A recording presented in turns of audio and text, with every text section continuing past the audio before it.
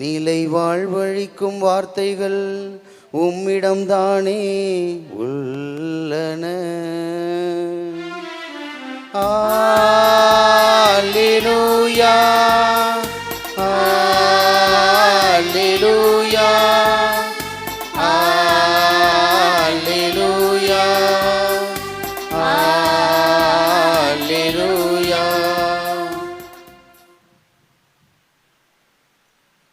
ஆண்டவர் உங்களோடு இருப்பாராக. உம் ஆன்மாவோடும் இருப்பாராக. யோவான் எழுதிய தூய நற்செய்தியிலிருந்து வாசகம். ஆண்டவரே மாட்சி உமக்கே. பிரிவு 6 இறைவாக்கியங்கள் 60 தொடங்கி 69 முடிய. அக்காலத்தில் இயேசு சொல்வதை கேட்டு அவருடைய சீடர் பலர், இதை ஏற்றுக்கொள்வது மிக கடினம், இப்பேச்சை இன்னும் கேட்டுக்கொண்டிருக்க முடியுமா என்று பேசிக்கொண்டனர். இது பற்றி தம் சீடர் முணுமுணுப்பதை இயேசு உணர்ந்து அவர்களிடம், நீங்கள் நம்புவதற்கு இது தடையாயிருக்கிறதா? அப்படியானால் மானிட மகன் தாம் முன்பு இருந்த இடத்திற்கு ஏறி செல்வதை நீங்கள் கண்டால் அது உங்களுக்கு எப்படி இருக்கும்? வாழ்வு தருவது தூய ஆவியே, ஊனியல்பு ஒன்றுக்கு உதவாது. நான் கூறிய வார்த்தைகள் வாழ்வு தரும் ஆவியை கொடுக்கின்றன. அப்படி இருந்தும் உங்களுள் சிலர் என்னை நம்பவில்லை என்றார். நம்பாதோர் யார் யார் என்பதும் தம்மை காட்டிக் கொடுக்க இருப்பவன் யார் என்பதும் இயேசுவுக்கு தொடக்கத்திலிருந்தே தெரிந்திருந்தது. மேலும் அவர், இதன் காரணமாகத்தான் என் தந்தை அருள் கூர்ந்தால் அன்றி யாரும் என்னிடம் வர இயலாது என்று உங்களுக்கு கூறினேன் என்றார். அன்றே இயேசுவின் சீடருள் பலர் அவரை விட்டு விலகினர். அன்று முதல் அவர்கள் அவரோடு சேர்ந்து செல்லவில்லை. இயேசு 12 சீடரிடம், நீங்களும் போய்விட நினைக்கிறீர்களா என்று கேட்டார். சீமோன் பேதுரு மறுமொழியாக, ஆண்டவரே, நாங்கள் யாரிடம் போவோம்? நிலைவாழ்வளிக்கும் வார்த்தைகள் உம்மிடம்தானே உள்ளன. நீரே கடவுளுக்கு அர்ப்பணமானவர் என்பதை நாங்கள் அறிந்து கொண்டோம், அதை நம்புகிறோம் என்றார்.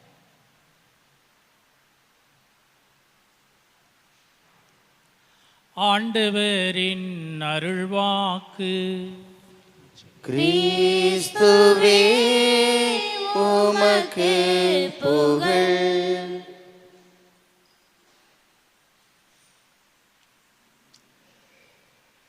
ஒரு மனிதர் தன்னுடைய கிராமத்திலே ஒரு பெரிய வீட்டை கட்டி அதில் வசித்து வந்தார்.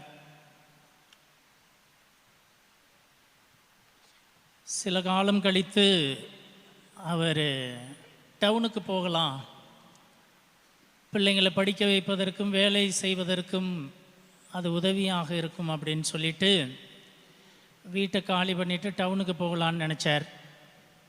போகிறதுக்கு முன்னாடி வீட்டை விலைக்கு வித்தரலாம் அப்படின்னு சொல்லி சில பேர்கிட்ட சொன்னார், என் வீட்டை விற்கிறேன், யாராவது விலைக்கு வாங்குறதா இருந்தால் சொல்லுங்கன்னு சொல்லி. யாரும் வர்றதா இல்லை. போர்டு வச்சு பார்த்தார், வீடு விற்பனைக்குன்னு. யாரும் கேட்குறது மாதிரி இல்லை.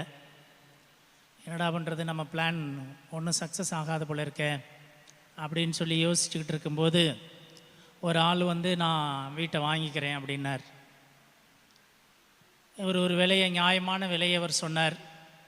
ஆனால் அந்த மனுஷன், அவ்வளோ விலைக்கெல்லாம் என்னால் வாங்க முடியாது, அதில் பாதி விலைக்கு வேணால் வாங்கிக்கிறேன்னார். இது என்னையே அநியாயமாக இருக்குது அப்படின்னார். அதில் பாதி விலைக்கு தர்றதுனா நான் வாங்கிக்கிறேன், இல்லாட்டி வேண்டாம் அப்படின்னார். இருந்தாலும் எப்படியாவது வீட்டை விற்றுட்டு போகணும், சரி தொலைஞ்சு போ அப்படின்னு சொல்லி வேறு வழி இல்லாமல் பாதி விலைக்கு வீட்டை விற்றார். விற்கும்போது பத்திரம் எழுதும்போது இப்படி எழுதினார், இந்த விலைக்கு இந்த வீட்டை உனக்கு நான் விற்கிறேன். இந்த வீட்டோடைய கதவுல ஒரு ஆணி அடிச்சிருக்கு, அந்த ஆணி மட்டும் எனக்கு சொந்தம். அந்த ஆணியை நான் என்ன பண்ணாலும் நீ கேட்கக்கூடாது, அந்த உரிமை எனக்கு மட்டும்தான். அதனால் வீட்டை வித்துடுறேன், இந்த ஆணி மட்டும் எனக்கு சொந்தம், அந்த ஆணியில் என்ன செய்தாலும் அது எனக்கு சொந்தமானது, என்னுடைய உரிமை அப்படின்னு சொல்லி பத்திரத்தை எழுதி கொடுத்துட்டு போயிட்டார். ஆண்டுகள் ஓடியது. அவர் டவுனுக்கு போனார். பிள்ளைங்கள்லாம் படித்து செட்டில் ஆகிட்டாங்க, கல்யாணம் பண்ணி தனித்தனியாக குடியேறிட்டாங்க. அவருடைய மனைவியும் இறந்துட்டாங்க. தனி மனுஷனாக இருந்தார்.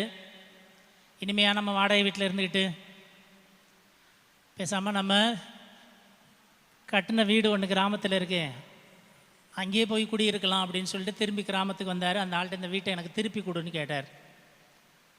நீ பாதி விலைக்கு தான் வாங்கினேன், அதே காசை நான் திருப்பி தர்றேன், என்கிட்ட வீட்டை திரும்ப கொடுத்துரு அப்படின்னார். அந்த ஆள் நான் கொடுக்க முடியாதுன்னா என்னென்னமோ பேசி பார்த்தாரு, ஒன்றும் சரிப்படுற மாதிரி இல்லை. இந்த ஆள் என்ன பண்ணால் ஒரு நாயை அடித்தான், கொன்று தூக்கி கொண்டாந்து அந்த ஆணியில் மாட்டி விட்டான். ஆணியுடைய உரிமை அவனுக்கு. நாய் அதிலே தொங்குனுச்சு. ஏன்னா பத்திரப்படி எழுதி கொடுத்தபடி அந்த ஆணியில் அவன் என்ன பண்ணுறதுக்கு வேணாலும் உரிமை இருக்குது, அதை ஒன்றும் செய்யக்கூடாது. நாய் அதிலே செத்து தொங்கி நார்னுச்சு, வீட்டில் இருக்க முடியல. கீழே ஒன்று ஒழுகி அழுகி ஊற்றுனதெல்லாம் எடுத்து சுத்தம் பண்ணிவிட்டு வீட்டில் இருந்து பார்த்தா முடியல. நீ இது மாதிரி செய்யாதேன்னா இந்த ஆள் கேட்குற மாதிரில இல்லை பண்ணால் எனக்கு வீட்டை விடுன்னா. அந்த நாய் போன பிறகு அடுத்த நாயை அடித்து கொண்டு வந்து திருப்பி மாட்டிட்டான். திரும்ப திரும்ப இதே மாதிரி பண்ணிக்கிட்டு இருந்தால் இவனால் ஒன்றும் சகிக்க முடியல.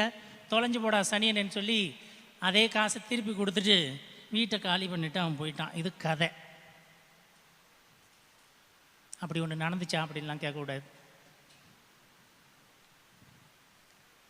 ஆனால் இது மாதிரி நிகழ்வுகளை நாம் பல நேரங்களில் சந்திச்சிருக்கிறோம். நம்ம ஒன்று நினச்சி செய்வோம், ஆனால் அது நமக்கு அப்படியே திரும்பி உள்டாவாக வேறு மாதிரி நமக்கு நடக்கும். நாம் எதிர்பார்த்தபடி நடப்பதில்லை, நமக்கு எதிராக பல காரியங்கள் நடக்கும். நாம் எடுக்கிற சில முடிவுகள் அப்படியாக மாறிவிடும். சில நேரங்களில் நாம் சில முடிவுகளை எடுப்போம், அது நமக்கு கஷ்டம் என்று தெரியும். கஷ்டம் என்று தெரிந்தும் அந்த முடிவுகளை எடுப்போம். காரணம், அது நல்லது என்பதற்காக எடுப்போம். நல்லது எப்போதுமே கஷ்டமாக தான் இருக்கும். நல்லது என்பதற்காக ஒரு கஷ்டமான முடிவை எடுத்து அதிலே தீர்க்கமாக இருந்து அதை கடைபிடிப்போம், அதை செய்து முடிப்போம். அப்படியான ஒரு முடிவை எடுத்து நாம் வாழ வேண்டும் என்று இன்றைய இறை வார்த்தைகள் நமக்கு சொல்லுகிறது. சில நேரங்களில் இந்த கடைக்கெல்லாம் போகிறது பார்ப்போம். ஒரு உதாரணத்துக்கு துணி கடைக்கு போகிறீங்கன்னு வச்சுக்கோங்க. அந்த டவுன்லேயே பெரிய கடையாக இருக்கும். இந்த தளப்புலேருந்து அந்த தளப்பு வரைக்கும் எல்லா படவையும் எடுத்து போடு, இதில் டிசைன் சரியில்லை, இதில் கலர் சரியில்லை, இது மெட்டீரியல் சரியில்லை அப்படின்னு சொல்லி ஒன்றா எடுத்து போட்டு இந்த கடையில் எதுவுமே சரியில்லைவா அடுத்த கடைக்கு போகன்ட்டு போயிடுவான்.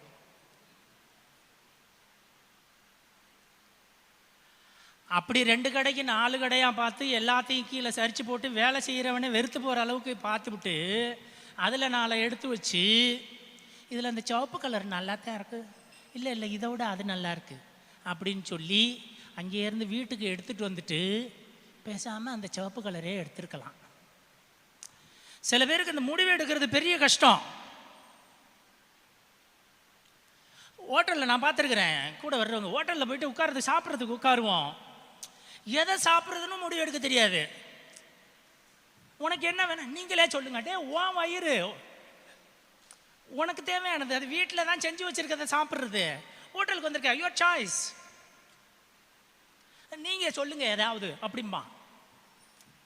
எதை தேர்ந்தெடுக்கிறதுன்னு தெரியாது. அடுத்தவன் டேபிளை பார்த்துட்டு அதை வாங்கியிருக்கலாமா, அவன் நல்லா குழம்பு சாம்பார்னு பார்த்தா ஊற்றி அடிக்கிறானே அப்படின்னு நினைப்போம். எதை தேர்ந்தெடுப்பது என்பதிலே கஷ்டம். எல்லா விஷயங்களும் சிறிய சிறிய காரியங்கள் தொடங்கி பெரிய காரியங்கள் வரை எல்லாத்துலேயும். சட்டை போடுறது கூட சில பேருக்கெல்லாம் கஷ்டம். நான் பார்த்துருக்கேன். சட்டையை எடுத்து போடுவான், இந்த சட்டை இந்த பேண்ட்டுக்கு சரியா இல்லையே. அதே மாதிரி இப்போ லேடிஸும் எல்லாருமே இதுக்கு இது மேட்சாக இல்லை, இதுக்கு இது சரியில்லை, போட்டுட்டு வெளியில் வரேன் அவனுக்கு வேறு சட்டையே இல்லையாம்பான் ஒருத்தன். இதை கழிச்சு போட்டு நேற்று போட்டு அழுக்கு சட்டை எடுத்து மாட்டிட்டு போவான். எதை முடிவெடுக்கிறதுன்னு தெரியாது. அந்த முடிவெடுப்பதில் பலருக்கு கஷ்டம். அது சட்டையாக இருந்தாலும் சரி, புடவையாக இருந்தாலும் சரி, சாப்பாடாக இருந்தாலும் சரி. ஒருவேளை பேருந்தில் ஏறுறதுக்கு ஒரு பஸ் ஸ்டாண்டுக்கு போவோம், இந்த பஸ்ஸில் ஏறுவோமா அந்த பஸ்ஸில் ஏறுவோமா, கன்ஃபியூஷன். படிக்கிற பிள்ளைங்களுக்கு எந்த படிப்பு தேர்ந்தெடுக்கிறதா அந்த படிப்பு தேர்ந்தெடுக்கிறதா கஷ்டம். தேர்ந்தெடுப்பதில் கஷ்டம். ஒரு கடையில் பொருள் வாங்குறது, இந்த கடையில் வாங்குமா அந்த கடையில் வாங்குமா, பொண்ணு பார்க்குறது, இந்த பொண்ணா அந்த பொண்ணா, இந்த மாப்பிள்ளையா அந்த மாப்பிள்ளையா, ரெண்டும் நல்லாத்தான் இருக்குது, நாலுமே நல்லாத்தான் இருக்குது, எது முடிவு எடுக்கிறது, எல்லாமே கஷ்டம், நாலுமே சரியில்லையே, ஒன்றும் பிடிபட மாட்டேங்குது. எல்லாவற்றிலும், அது படிப்பாக இருந்தாலும் வேலையாக இருந்தாலும் குடும்பமாக இருந்தாலும் சிறிய சிறிய காரியங்களிலும் தேர்ந்தெடுப்பதில் முடிவெடுப்பதில் பலருக்கு குழப்பங்கள் வருவது உண்டு. ஆனால் அது கஷ்டமே ஆனாலும் நல்லவை என்றால் அதை நாம் ஏற்றுக்கொண்டு அதிலே வாழ கற்றுக்கொள்ள வேண்டும். நல்லது எது என்பதை தேர்ந்தெடுத்து அதில் நிலைத்து நின்று வாழ்வதற்கு கற்றுக்கொள்ள வேண்டும். அப்படியான முடிவுகளை எடுப்பதற்கு நாம் தேர்ந்து தெளிந்தவர்களாக ஞானமுள்ள மனிதர்களாக இருக்க வேண்டும் என்று இன்றைய இறைவார்த்தை நம்மை அழைக்கிறது. ஆண்டவர் இயேசுவில் அருமையான சகோதர சகோதரிகளை, இன்றைய முதல் வாசகத்தில் அருமையான வார்த்தையை யோசுவா சொல்கிறார். நானும் என் வீட்டாரும் ஆண்டவருக்கே பணிபுரிவோம் என்று சொல்கிறார். நானும் என் வீட்டாரும் ஆண்டவருக்கே பணிபுரிவோம் என்று சொல்கிறார். நீங்கள்லாம் வேற்று தெய்வங்களை தேடி செல்கிறீர்கள், ஆனால் நானும் என் வீட்டாரும் ஆண்டவருக்கே ஊழியம் புரிவோம் என்று முடிவு எடுக்கிறார். அதில் நிலைத்து நிற்கிறார். மற்றவர்கள் வேற்று தெய்வங்களை தேடி சென்றார்களா, விளைவு அழிவை சந்தித்தார்கள் என்று நாம் பார்க்கிறோம். ஆண்டவர் இயேசுவில் அருமையான சகோதர சகோதரிகளை, இன்றைய 2ஆம் வாசகத்திலும் அப்படித்தான் பவுலடியார் சொல்கிறார். கிறிஸ்துவுக்கு அஞ்சி ஒருவருக்கொருவர் பணிந்திருங்கள். கிறிஸ்து திருச்சபையை அன்பு செய்தது போல கணவன் மனைவியை, மனைவி கணவனையும் அன்பு செய்வார்களாக என்று சொல்கிறார். கணவனுடைய உடல் மீது மனைவிக்கு அதிகாரம் இருக்கிறது, மனைவியினுடைய உடல் மீது கணவனுக்கு அதிகாரம் இருக்கிறது. ஒருவர் மற்றவரை அன்பு செய்ய வேண்டும் என்று ஆண்டவர் ஆசிக்கிறார். அதைத்தான் பவுலடியார் 2ஆம் வாசகத்தில் சொல்கிறார். ஒரு முடிவை எடுத்து இவள் என் மனைவி இவர் என் கணவன் என்று முடிவெடுத்து அந்த வாழ்வை துவங்குகிற நீங்கள் இருவரல்ல ஒரே உடல் என்று சொல்கிறார். சாதாரணமாக நம்ம கல்யாணத்திலெல்லாம் சொல்லும்போது என்ன சொல்லுவான்?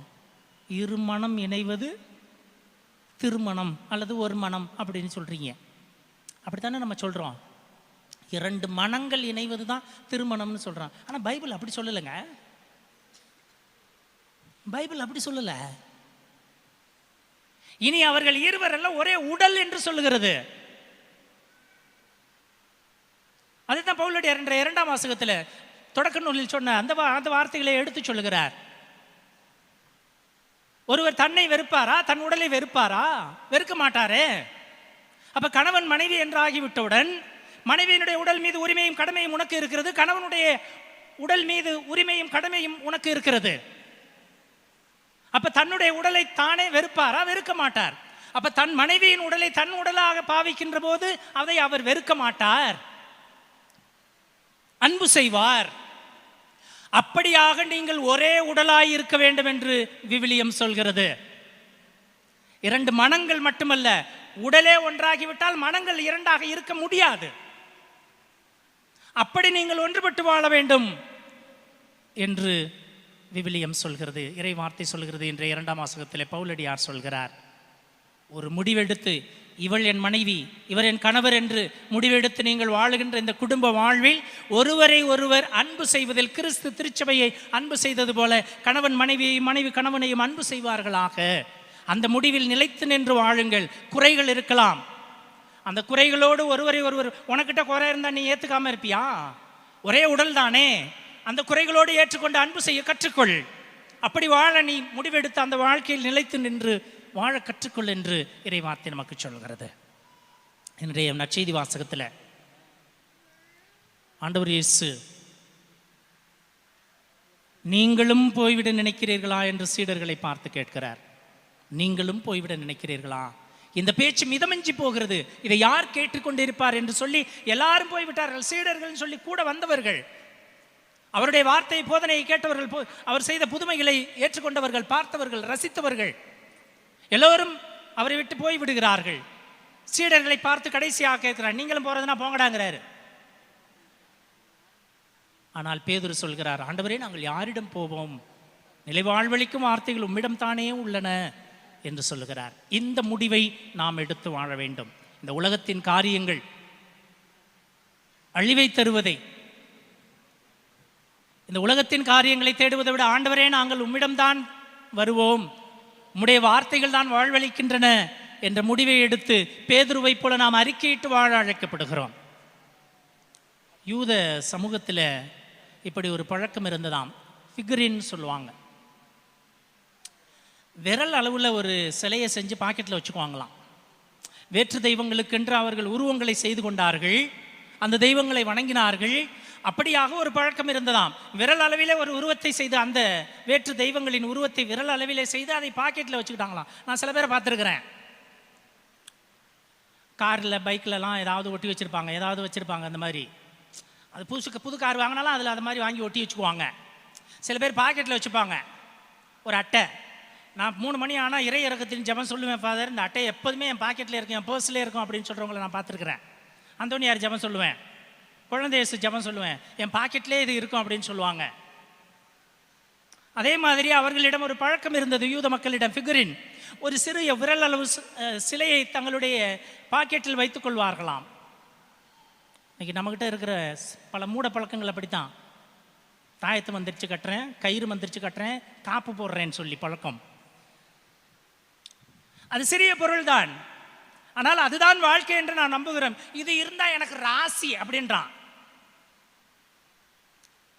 அது உன்னுடைய நம்பிக்கை. அது சிறிய பொருள் தான், அது easy to throw, easy to carry.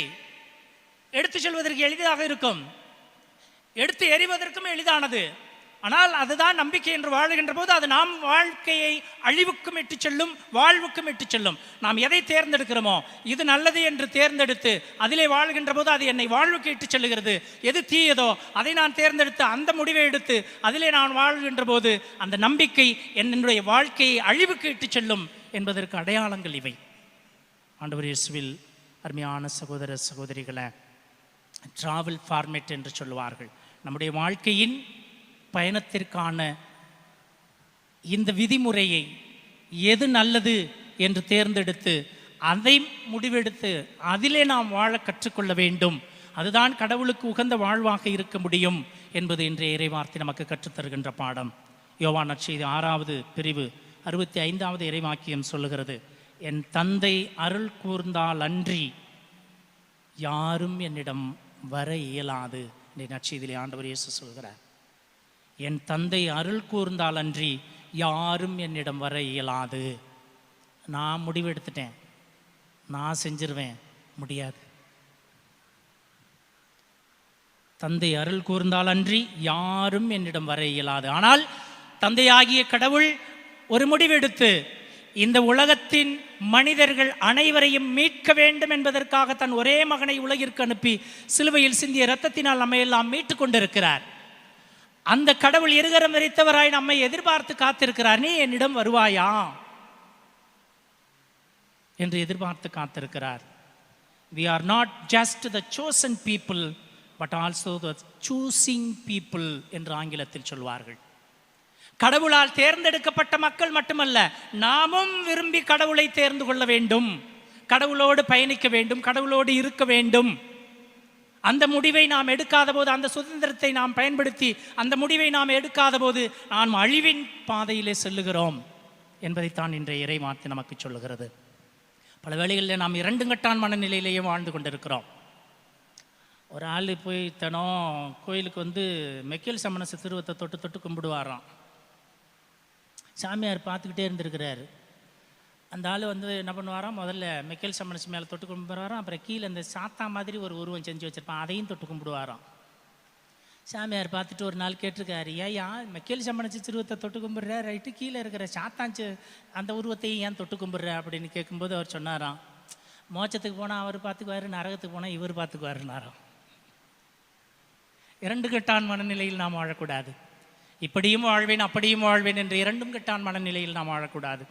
ஆண்டவர் இயேசுவில் அருமையான சகோதர சகோதரிகளை, இன்றைய நற்செய்தியிலே நாம் பார்க்கிறோம், இவருடைய பேச்சு மிதமிஞ்சி போகிறது என்று சொல்லி ஒரு கூட்டம் வெளிநடப்பு செய்தது, ஒரு கூட்டம் முணுமுணுத்தது. இவருடைய பேச்சு இதை யார் கேட்டுக்கொண்டிருப்பார் என்று ஒரு கூட்டம் முணுமுணுத்தது. ஆனால் ஒரு கூட்டம் மட்டும், சீடர்களின் கூட்டம் மட்டும் ஆண்டவர் இயேசு சொன்னதை ஏற்றுக்கொண்டது. யாரிடம் போவோம், வாழ்வதரும் வார்த்தைகள் உம்மிடம் தானே உள்ளது என்று சொன்ன அந்த வார்த்தையின்படி வாழ்ந்தார்கள். ஆண்டவர் இயேசுவில் அருமையானவர்களே, இதை சொல்லி முடிக்கிறேன். ஒரு மனிதர் ஒரு பத்திரிகை ஆசிரியருக்கு இப்படி ஒரு கடிதம் எழுதினாராம்.